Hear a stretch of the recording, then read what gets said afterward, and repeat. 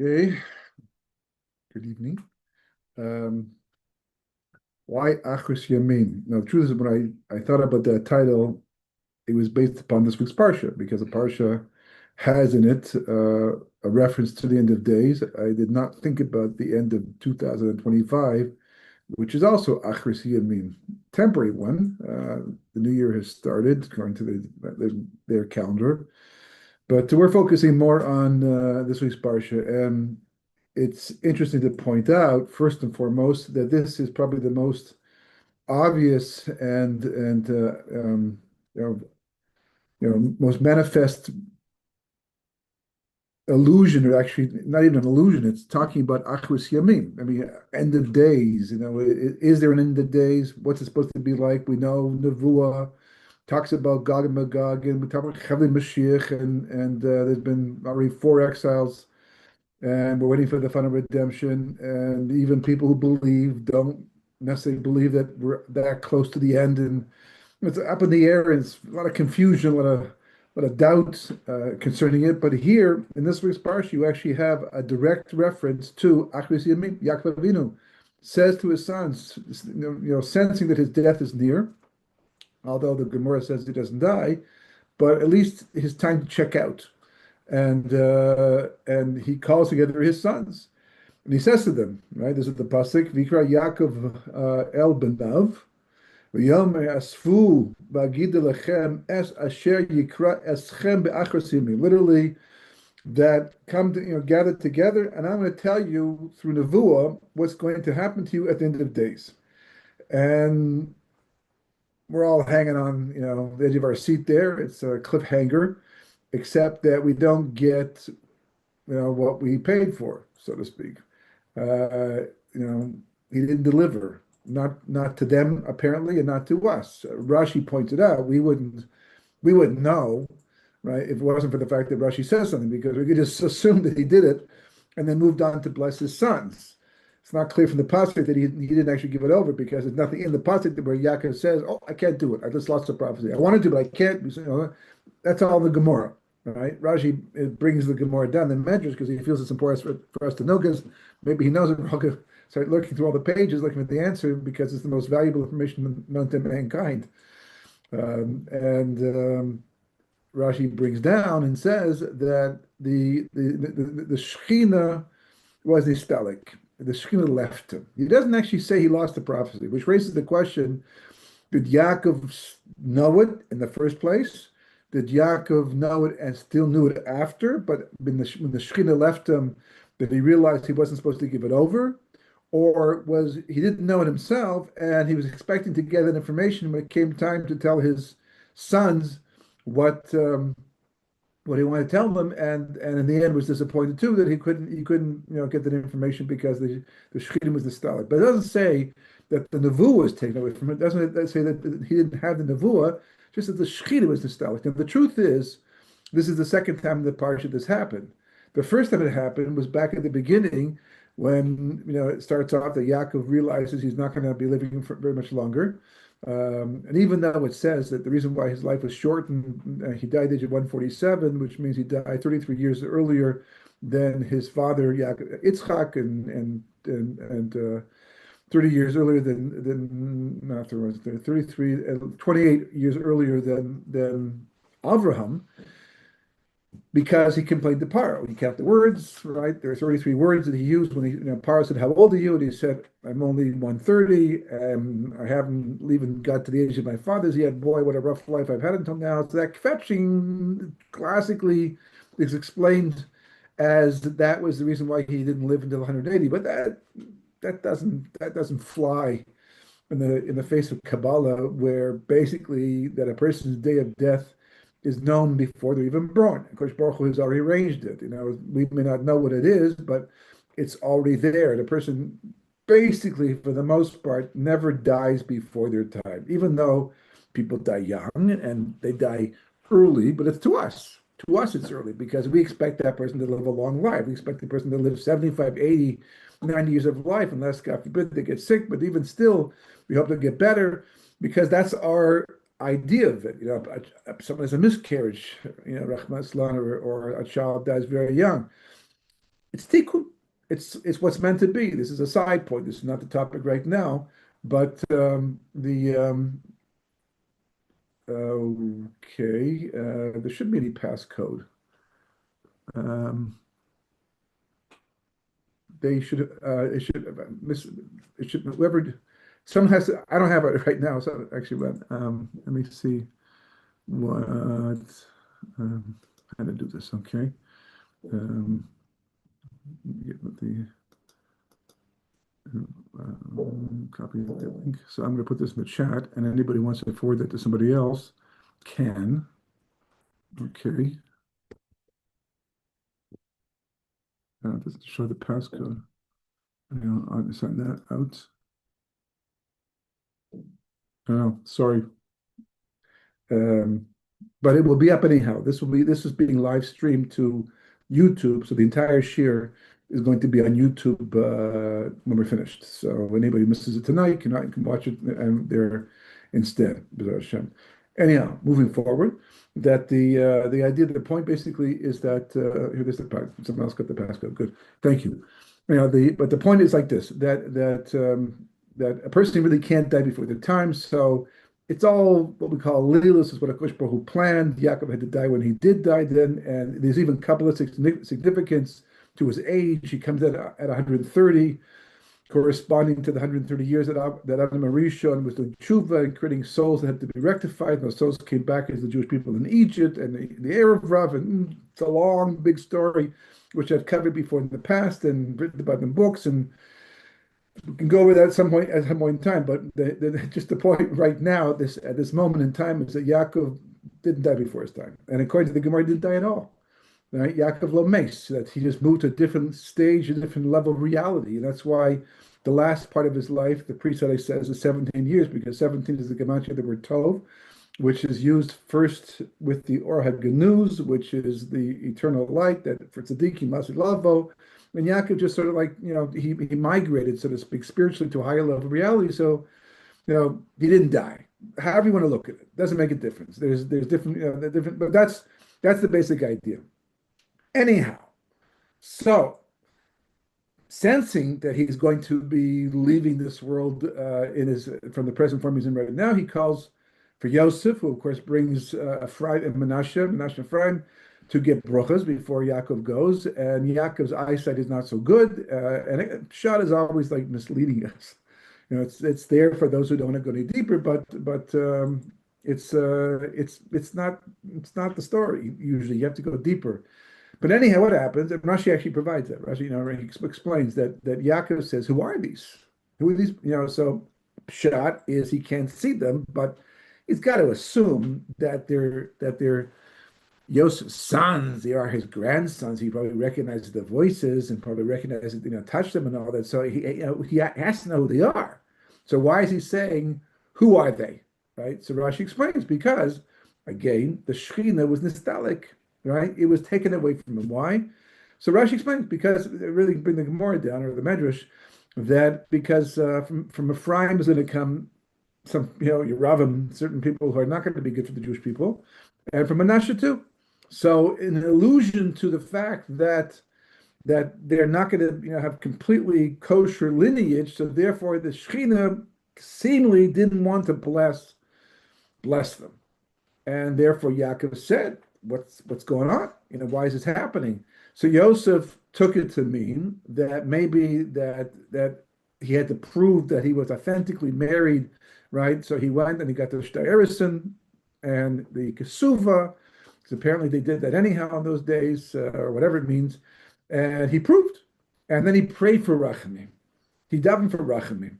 And at that point in time, as the Shekhinah came back to Yaakov Avinu, and then he blessed Ephraim and Menashe, and we say those words every Friday night to our children, right, to bless them also. They should be like Ephraim and Menashe, and Shalom al Klal Yisrael. So, okay, so questions abound, one of them being, if they were meant to be blessed, so what difference does it make whether Yosef can prove the authenticity or the validity of his marriage? They are who they are, and whoever's going to come from them is going to come from them, right? Second of all, if he could get the Shekhinah back, so why leave in the first place? Just to make Yosef prove that he was married properly, and to and he should daven for rachamim. That was the whole thing over here. And if this works, by the way, so then why doesn't Yaakov do it there as well? If we see that the leaving of the Shekhinah can be a temporary thing that you can simply, prove yourself, and then daven for rachamim, the Shekhinah comes back and the brachas go through. So why doesn't Yaakov do it later on here as well with the sons? So we don't know. From the Chumash, we don't know. But the Gemara does go into some backstory and says that Yaakov was taken aback. Again, why not? I mean, he's hoping it's all in order before he leaves this world. And so he says to his sons, he says, this is not good. Something, the Shekhinah doesn't simply go away because, it's on a coffee break. It's going because something's not right over here. And we know that from Abraham, my grandfather came Yishmael, and that wasn't good. And from my father, Yitzchak came Asa, and that wasn't good. And I'm supposed to have the family where it's all worked out. So is anybody here not kosher, not rectified? Because after all, there were some serious mistakes made in the past. So has anyone not done tshuva? And they answered back and they say, Shema Yisrael, Hashem Elokeinu Hashem Echad. That's what the Gemara says. That was their answer to Yaakov Avinu. And the Gemara explains that they're saying to Yaakov, just like God is one he's the only one who's one in your heart, likewise God is one in our heart too. So that was clearly the issue. Right? That's what's bothering Yaakov. That's what's bothering everybody. This idea of Yichud Hashem, the unity of HaKadosh Baruch Hu, which means you don't talk out of two sides of your mouth, so to speak. You don't talk about bitachon and emunah and then go act as if you don't have it. You don't say that Hashem runs the entire world and then act as if other things have power other than Him, which we do all the time. On some level or another, we do all the time. That's what the Gemara says. Just getting angry can be like that, because you get angry, you're basically saying that God agrees with me. This shouldn't happen. This is injustice. And therefore, you must have power that God doesn't have because He didn't stop you. So that's avodah zarah. That's not true. That can't work out. So therefore, you want to show some anger to somebody so they understand the seriousness of their infraction. Fine, in a controlled manner, right? It's part of chinuch. But inside, you can't be angry. Rather, there should be a dialogue going on between you and HaKadosh Baruch Hu. Why this happened to me? What do you want me to learn from this? Because clearly this is a lesson. This person, as guilty as they are, if this is happening to me, it's because I need this thing. So therefore, that's how it's supposed to play out. So when a person doesn't do that, and it's very hard in our generation to be like that, it's like a high level to do that. So that's tantamount to a breaking of the yichud of Hashem. When we say Shema Yisrael, Hashem Elokeinu Hashem Echad, at least twice a day, then we're basically saying that, the Lord our God, the Lord is one, meaning that just like we know that God made the world, runs the world, maintains the world, also He's down here in nature running everything as well. Nature is just the glove He puts on to hide His hashgacha, His divine providence, so that we have free will to choose to see Him, etc., etc., etc. All these fantastic shurim you can learn about free will and Yichud Hashem and Kabbalah too. So that's what the brothers are saying. Now we resolved it. Back in Shechem, maybe not. That's what we sold them. We thought that God was on our side. We found out the hard way that was not the case with Ani Yosef, and now we understand. Well, not really, because later on, after Yaakov dies at the end of the parsha, so then they come to Yosef and they say, our father told us to tell you before he died not to take revenge, and Yosef says, no way, no how. Right? You think, first of all, he wouldn't have done that because he knows I would never take revenge. Number one is that, what are you worried about? Didn't you learn anything from all of this, right? If 10 candles can't put out one candle, then how can one candle put out 10 candles, right? And you thought to do bad, when in reality, you did good. Okay, you're not going to get credit for the good because you didn't plan that, but you see how Hashgacha Pratis works, how even the worst things in life somehow play out ultimately for the good, even though it may take a long time before we see what that good actually is, if we even get a chance to see it in this world. It might take till later on. And there are many examples of this in life and history. So that's what they're saying to Yaakov Avinu. But Yaakov says, I don't think the Shekhinah would have left. So in answer to what they say, he comes back and he says, Baruch Shem Kavod Machuso le'olam ve'ed. And we discussed this in Chanukah Shurim in the past, and this is main material. And from the Gemara, we also don't know. Okay, so now we at least know more than the Chumash. We still don't know how things ended up. Because when he said Baruch Shem Kavod, I mean, we say it every day, twice a day, right? Shema Yisrael and Baruch Shem. Baruch Hashem is a great thing to say. It's the language of the Malachim. According to one pshat, the Gemara says that Moshe Rabbeinu got that pasuk from the angels themselves. When he went up into the Shemayim, get the Torah, he heard the angels saying Baruch Shem Kavod, Malchus Mved. So he took it and said, let's use it too. So we whisper it because the angels get jealous when they hear us say, except on Yom Kippur, we get to the level of angels, so then we can say that loud. Right? So what's wrong with Baruch Shem Kavod Malchus Mved? So did Yaakov say, oh, good, then it's resolved. And he davened for Rachamim, and the prophecy came back, and we learned it by the end of days, like we wanted to tell, but they just didn't tell us what it was because for some reason we're not supposed to know. We don't know from the Gemara.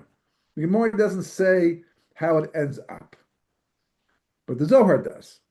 The Zohar does because it says that the Shema has 25 letters, and Baruch Shem Kavod has 24 letters.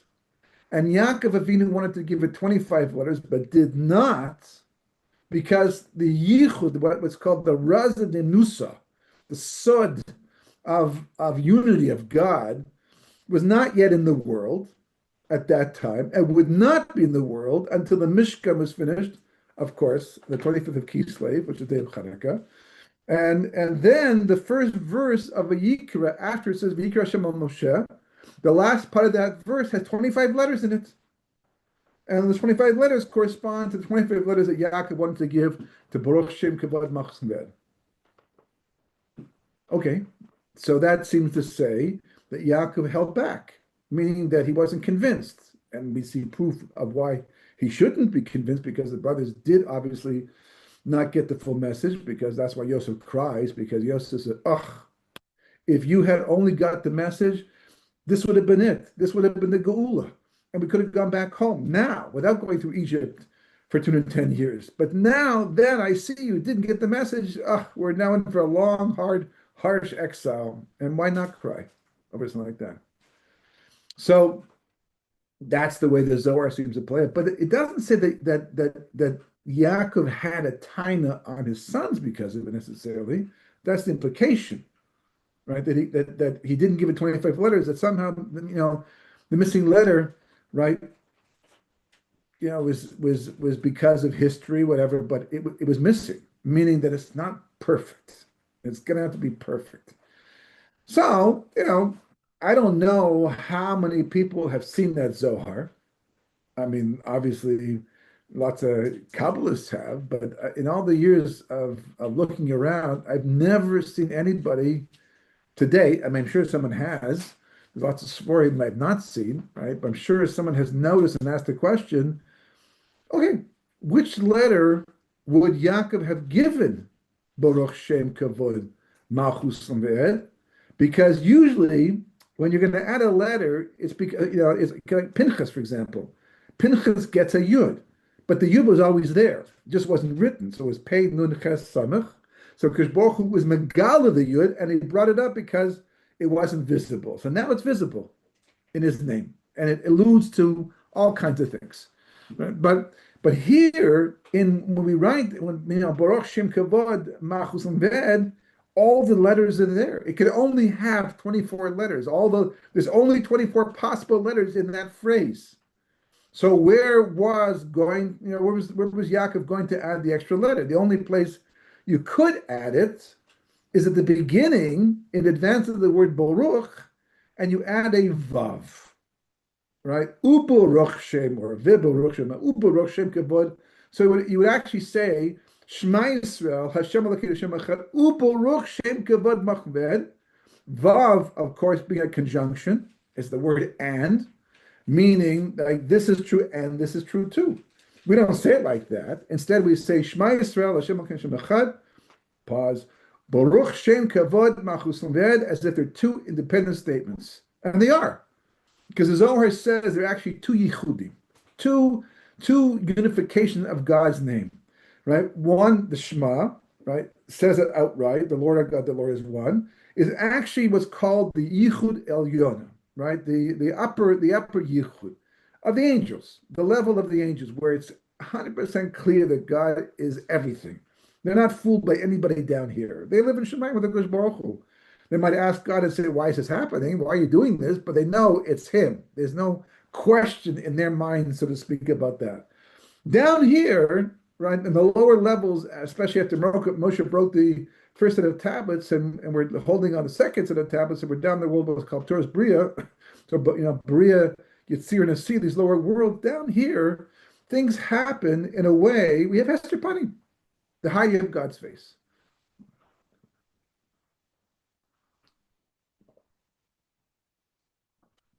Bad things happen to good people. Good things happen to bad people. There are a lot of questions that arise. There's a lot of doubt in life when it comes to God and Hashgacha Pratit. Look at the world today. I mean, how much atheism and agnosticism is in the world. How many, and how even people believe to act almost like they're atheistic, just the way they live out their lives. The way that people are ignoring the messages going on right now in history as if Hakadosh Baruch Hu is not talking to us because it's been so long. So it's like it's a certain lack of belief that this, it's more random than anything else. Otherwise, they pick up and move because they know that Kosh Baruch Hu is saying, "Hi, it's me.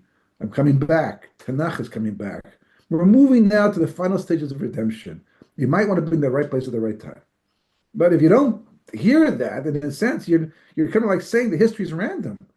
That these things can happen and not be so meaningful.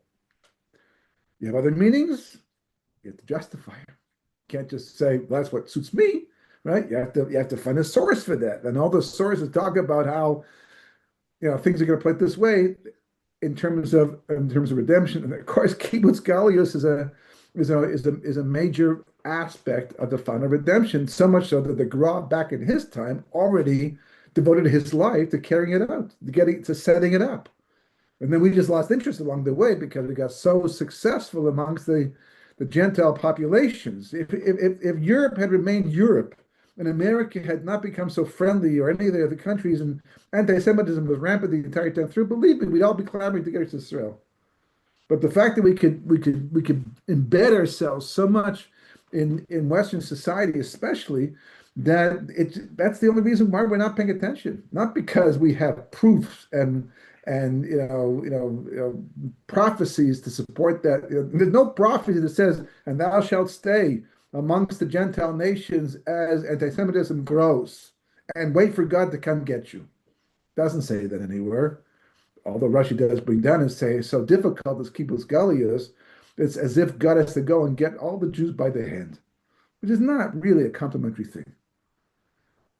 That aside, for the time being, right? So you have these two yichudim, Baruch, these you have Shema Yisrael and Baruch Shem. What does the Vav do? The Vav says that the yichud of Shemayim is continuous down into the world, which is exactly what Yemos and Mashiach is. The Messianic era is the Vav, meaning that we say that God will be king of the entire world, but Yamahu Yeshem Echad Shema Echad. As we say in Zechariah, we say in Aleinu three times a day, at least, right? And it's right there that God will be, what does it mean God will be one? Well, the Leshem takes time, it's based on the Zohar, to show how the different words refer to different aspects of the unification of God's reality. But it means that God is so crystal clear, so palpable, that it's not theory anymore. It's the life. The same way that you can stand next to somebody in shul and daven and hear his voice, and no one says, "Do you think he's there?" No, he's clearly there. I can feel his presence. Right? I can hear his, him making, whispering his, it's real to you. Or you're talking to somebody you care about, and they're right there. You don't say, "Gee, I wonder if that's really," Although today with AI, is this me or the real? Is this a real me or is this AI version? But if you're talking in person, more than likely it's real, right? That's how real God's going to become to all of us. It's beyond comprehension, and it's not just that. You can feel good about being in someone else's presence, but being God's presence is like otherworldly. It's the world to come. That's where the real pleasure in life comes from. But the point is that it's two yichudim, right? So putting the vav there, right? That's exactly what Yaakov wanted to do. By putting the vav there, that would have indicated that the unity that they're saying that they have is in fact theirs because it's showing up down here in everyday life. Right now, according to the Leshem, we don't say Baruch Shem Kavod aloud, not just because the angels, they get jealous and therefore we don't want to antagonize them, but because also it's an emunah. It's a way of expressing the fact that, yeah, I do believe that God made the world, runs the world, everything is because of Him, but I don't see it so clearly. So it's an emunah. I believe it. It's a faith that I have right now, which is why we can get tripped up so many times because it's not so clear all the time. But by adding the vav, u'baruch shem kavod, right? So that would mean that the reality of Shemaim is also the reality of earth, and that is in fact Yemos and Mashiach. That's the letter. Now, the reason why that's so important, because the Vav itself, right? Well, put that aside for the moment. One of the reasons why, right, they hold, at least the Gra held, the Vilna Gaon held, that Yaakov did not reveal the end of days was because of the fact, as we've mentioned before in the past also, that there are two stages of redemption. It's what's called Kates Hashanim and Kates Hadoros. That's the way the Gra refers to it, or at least the Shar Chachman, the Gra explains it. Kates Hashanim means the end of days of years, right? And that's a time-related Kates. Kates just means an end, right? It's an end point in history, usually referring to a redemption, something to do with redemption.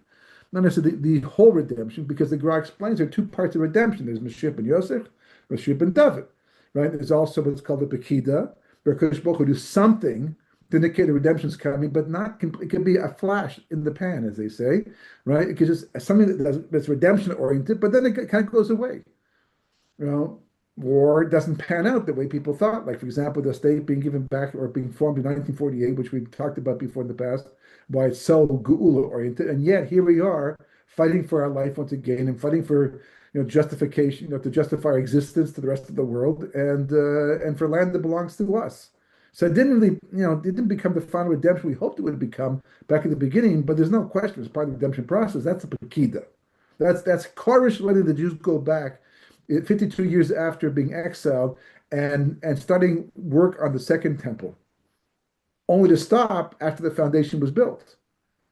So that's a Pekida, the Gra calls it. That's a Kates shunning, meaning it had to happen. And what's the difference? The difference is that it's a difference between, let's say, deciding to go for a walk with your spouse or a friend or somebody, and you're waiting for them, and they're taking a little bit longer than you planned, but you're not going anywhere. You're just going for a walk, and you have all the time. Right? Shabbos afternoon, it's a long day, right? So 5, 10, 15, 20 minutes doesn't make a difference. You're just waiting, and when they finally come, they finally come. You go for a walk, and you have hopefully a nice walk after that. But if you are going to catch a plane, right? You have a flight, and they're not going to hold the plane for you, which is most likely the case.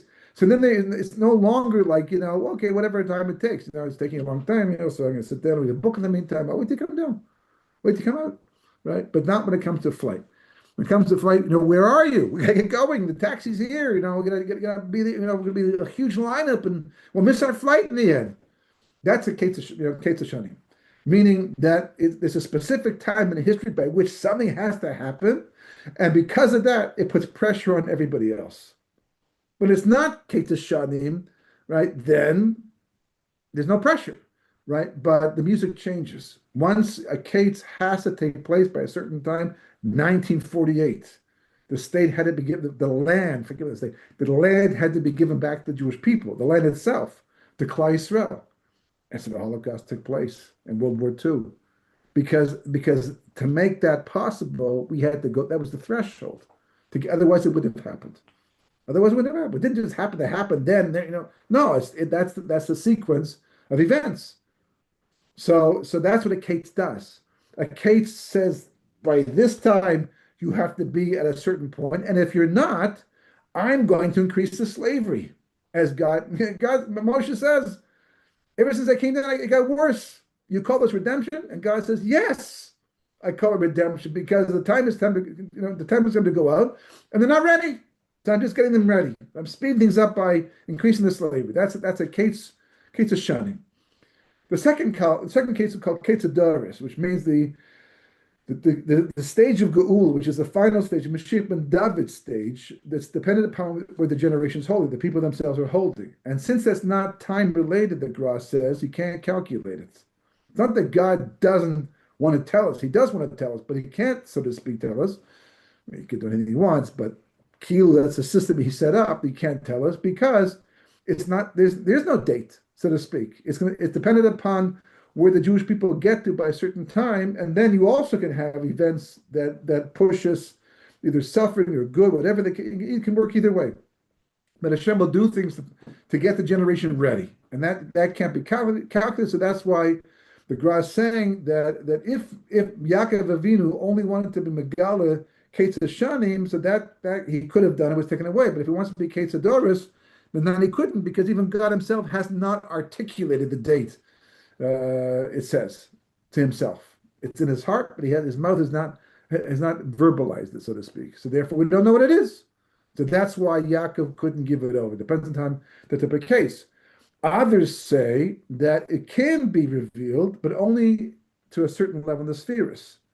And in the spheres, you have different parts. You have Keser Chachma Bina, which is the head. Then you have Chesed Gvur Tiferes Netzach, Chesed Gvur Tiferes, which is the Guf, the torso, right? They correspond to Avraham, Yitzchak, and Yaakov, right? Tiferes is Yaakov. That's the chest and the whole torso area. And then you have Yesod, Netzach, and Hod. Malchus is the ground, right? Netzach, Hod, Yesod. Those are the legs. Right, those are the bottom part of a person. So that's called bar gufa, outside the body. So it's less holy. And Yosef is Yesod, and the other Shvatim, they're all parts of these different spheres lower down. And Yaakov is Tiferes. So the actual prophecy could have been known by Yaakov, but the Shekhinah being Nistalik, going away from him, could have meant that he was allowed to know it, but he couldn't tell it over because his sons were not yet on a high enough level. So that would indicate they did know it, but it shouldn't go past him because of the spheres. That's how the Gra seems to understand. The idea. It's not talking about this specifically, but based upon that information, that's how you would apply it over here. What I want to do now, in about 15 minutes. At least start the conversation, is show you how basically Yaakov did answer the question. Yaakov did actually tell over, based upon the Gemara, not from the Pasuk, but from the Gemara itself, that Yaakov actually did indicate to his sons exactly what the Pasuk says. Because if you actually read the Pasuk literally and understand it the way it's written, listen to this, right? It says, Hasfu, right? Gather together. Es asher yikra eschem ba'acharis hayomim. He doesn't say, "Come, let me tell you the date of Mashiach's arrival. Let me tell you the final moment of the final redemption." He doesn't say that at all. Nothing even indicates that whatsoever. He says, "Let me tell you what's going to happen to you at the end of days. Not necessarily when they're going to be, but what it's going to be like for you at the end of days. What's the value in that? Well, number one, you can prepare yourself for it, which is important. And number two, you can understand it as a sign of where history is holding. And that's important today. That's really important today. Because don't forget, he's saying in this week's Parsha, we're the generation. I mean, he was talking to his sons, but that's just because it was back then. And maybe back then they could have solved all the problems had they solved all the problems. But of course, that's all hashgacha pratis. Here we are, 5,786 years after creation, right? It doesn't get much later in time. We have dates for Techis and Mesim and et cetera, et cetera, et cetera. Like here we are, and this is what he's saying. And listen, you might as well be the ones he's talking to. When he says gather around, that's us. We should be gathering around to hear what he has to say because it applies to us in our lives. And the missing piece of the puzzle is the Vav itself. The Vav is hugely important. That's why the Vav is cut in the word Shalom, right? When it says that Pinchas killed Zimri, and Hashem gave him bris Shalom, my covenant of peace. In the word Shalom, the Vav is cut, And it has to do with the fact that Pinchas is going to become Eliyahu, but he's going to make a mistake at some point in time and go back to being Pinchas once again, but then he'll go back to Eliyahu, and who's the heralder of the final redemption. It all comes down to one concept that is what life has been about from the beginning until the very end. And again, it's also a topic that we discuss, a lot. But you have to understand this is what life is all about. This is the whole point of all of existence and all of life. And there's a reason why the very first test mankind ever went through had to do with das. This concept called das, knowledge. It runs everything. They talk about money making the world go round, but the truth is it's not true.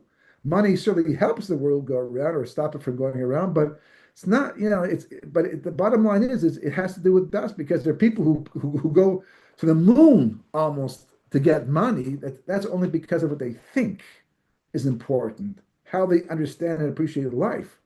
But for example, it says Ezu Ashir, who's a content person, who's a wealthy person, a happy someone who's happy with their portion. Come on.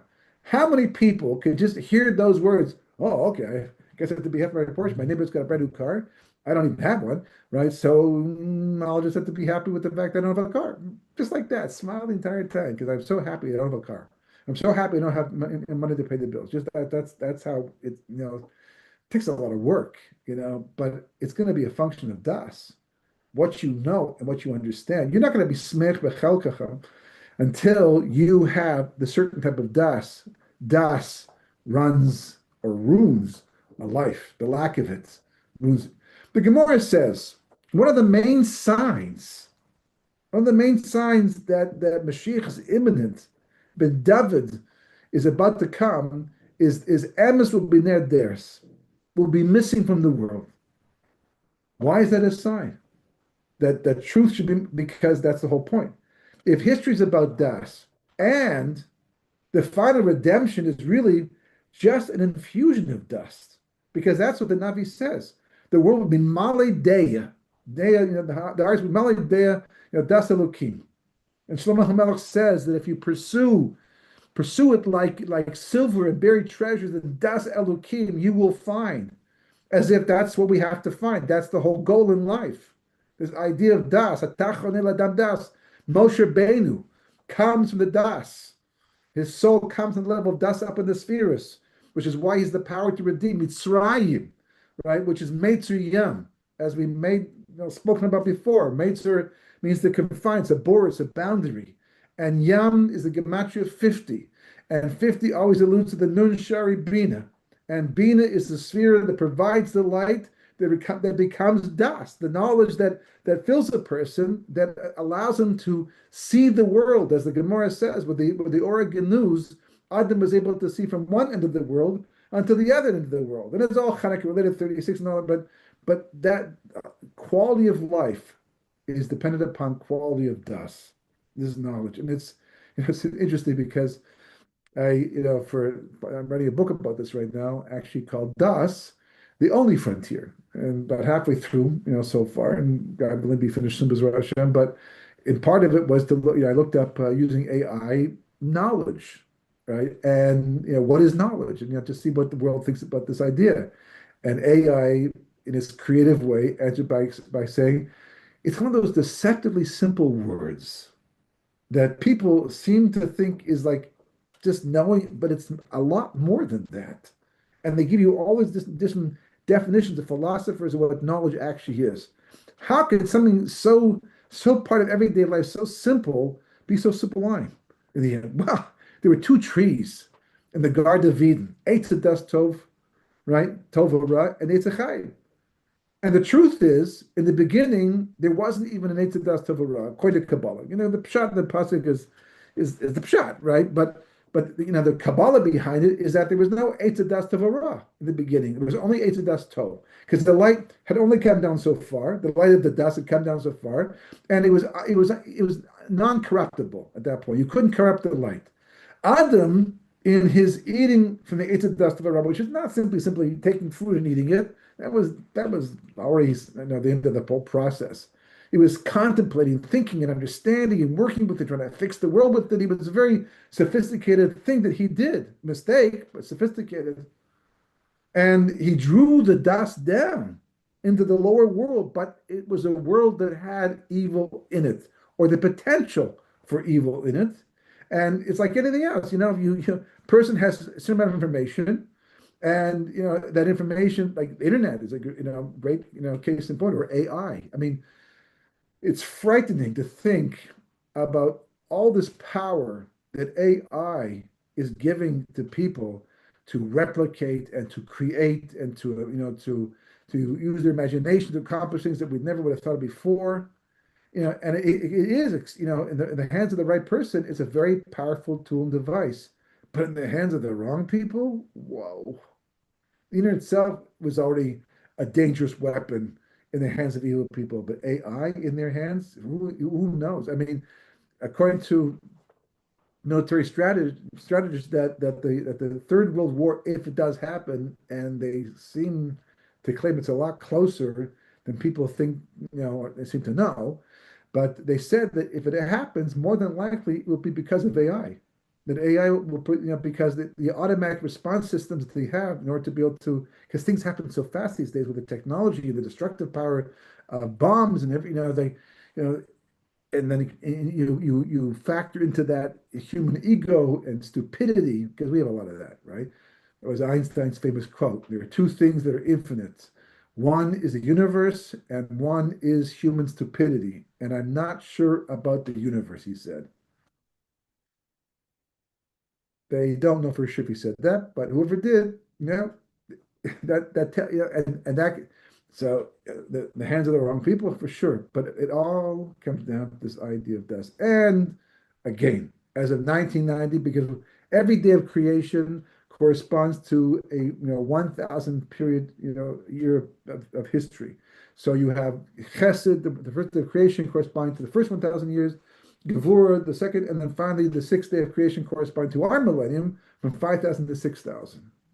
And just like you have hours of a day in creation, you also have hours of a day in the millennium. So you divide 1,000 by 24 to figure out what 1 hour would equal in terms of years, except you use 12, because the events of history, which happen through the entire millennium, correspond to the acts of creation that only took place during the 12 days, the 12 hours of each, the daylight hours of each day. So therefore, that equals 83.33 years. You do the calculation. As of 1990, we entered what's called the 10th hour of history, which means we are in the period for the first time, now 30 years into that period, for the first time in all of history, to be in a period of time that corresponds to when Adam Rishon ate from the Yetzer Das Tov Ra, which means we're the generation of Das. We're the generation dealing with Das. And just like in Mitzrayim was Mitzrayim. It constricted and confined the Das. That's what it was. Egypt was Mitzrayim back then, but Mitzrayim was any nation in the world, any place in the world that constricts the knowledge of God and Torah. So any society that's secular, by definition, is Mitzrayim in its time. And it might be divided into 3 or 4 different countries. Usually one country that's most prominent of all, every generation says. But Mitzrayim is a concept, and Moshe Rabbeinu was the Das, and he came. Paro and Moshe was Das versus counter Das, and it was the society of Das, which is Torah, versus the counter Das society, and that's all through history. And the same thing with the Greeks against the Jews and Hanukkah, and today. And as they say, it's darkest before the dawn, right before the dawn. That's when it, the most night, before the light starts to spark once again. You start to see it, and it's a beautiful thing. But in the meantime, it gets very, very dark then. So therefore, if the whole Geula, by definition, is the infusion of Das, is the recovery of Das, is the Das of God coming to the world and opening the minds and eyes of everybody to know the truth, and that's what makes redemption happen, which is why Moshe Rabbeinu, who's associated with the Das, is the one to lead the final redemption, to finish what he started back in Mitzrayim. If that's what it's all about, then you have to expect that right before Mashiach comes, it's darkest before the dawn. The strongest counter Das culture is going to exist right before Mashiach, and Yaakov Avinu is telling us right this pasuk by leaving the vav out, the vav that represents the das according to Kabbalah, for a variety of reasons. It goes deep. The book does go into some explanation, but that's the whole thing. By leaving the das, the vav out, Yaakov is telling his sons, let me tell you what's going to happen to you in the days, the das is going to disappear. Truth is going to be missing. Anybody, as the Gemara says, the pasuk says, anybody who distances themselves from sheker is going to be considered insane, crazy, wrong, right? You can't get more counter das than that. And that's what Yaakov is saying. That's what his warning's about, telling us. And here we are, right? Verifying what he saw and what he said back at that time, because we see it all around us. I mean, crazy what people think.